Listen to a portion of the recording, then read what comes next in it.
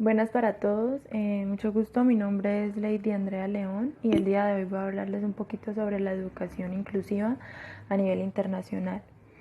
Entonces se dice que las políticas de educación inclusiva empiezan a emerger a finales del siglo XX e inicios del siglo XXI.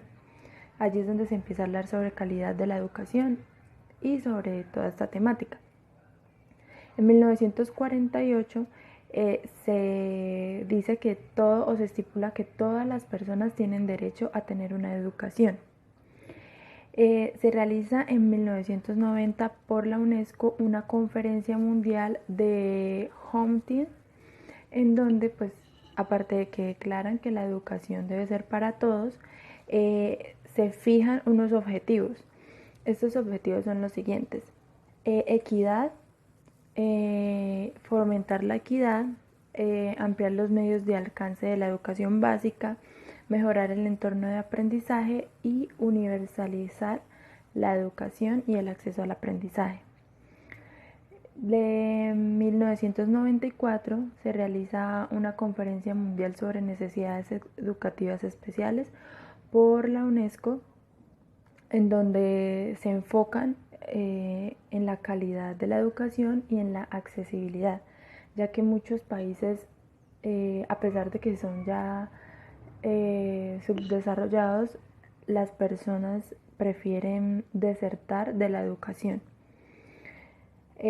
Otro foro que realizaron pues fue el foro de educación en Dakar, que es la capital de Senegal, en el 2000, en donde hablan y ven la inclusión como el futuro. También realizaron una convención internacional de derechos de las personas con discapacidad en las Naciones Unidas el 13 de diciembre del 2006.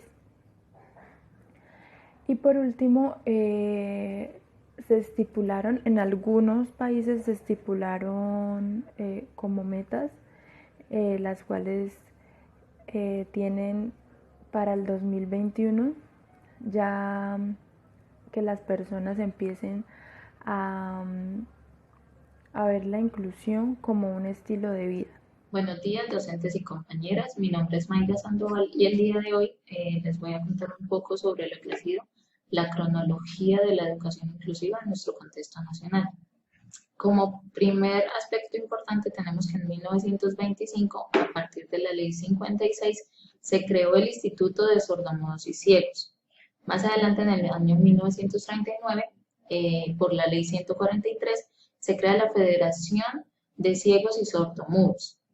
Pero pues a partir de esta federación eh, se observa la incompatibilidad en el proceso de atención a esta población, ya que pues tienen características y necesidades totalmente diferentes. Es por eso que en el año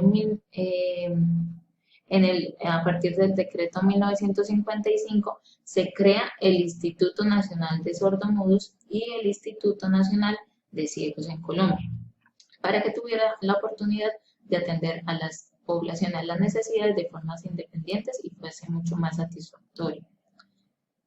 Más adelante tenemos que en la Constitución Política del año 1991 se logra reconocer a la persona y a la diversidad, ¿sí? Entonces se tienen en cuenta mucho más las particularidades de cada individuo y se exige o se promulga el trato digno, igualitario, eh, el hecho de no discriminar al otro.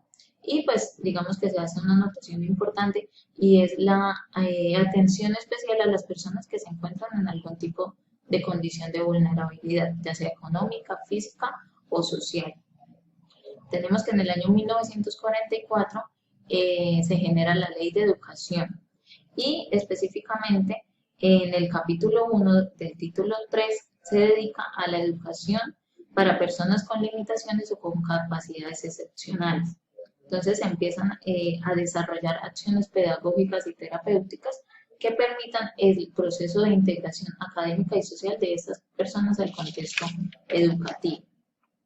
Tenemos también el decreto 2565 del año 2003 y es donde se utiliza por primera vez el concepto de estudiantes con necesidades especiales, ¿sí?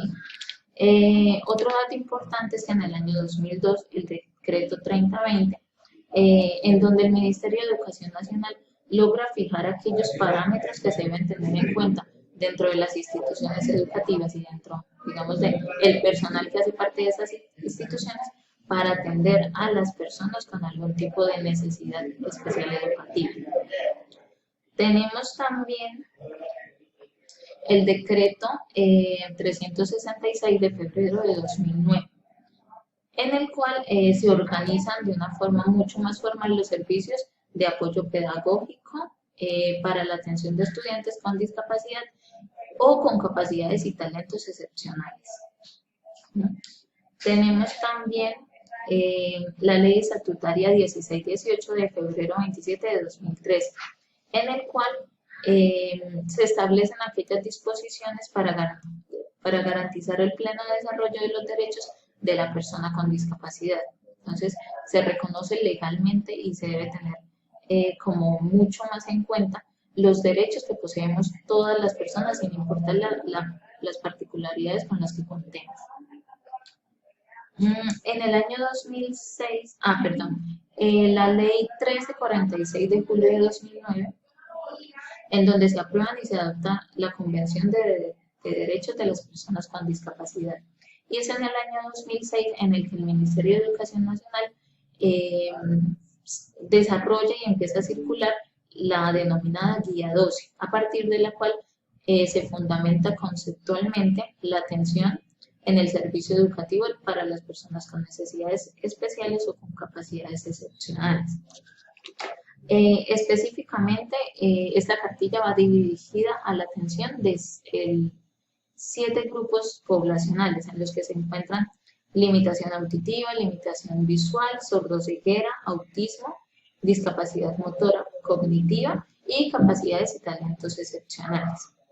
Más adelante se renueva un poco esta guía y es en el año 2008 donde aparece la guía 34, que es la cartilla de educación inclusiva, en la que incorpora pues este término como tal de inclusión y en donde se comprende la diversidad como un factor fundamental de supervivencia y del mejoramiento de la especie humana.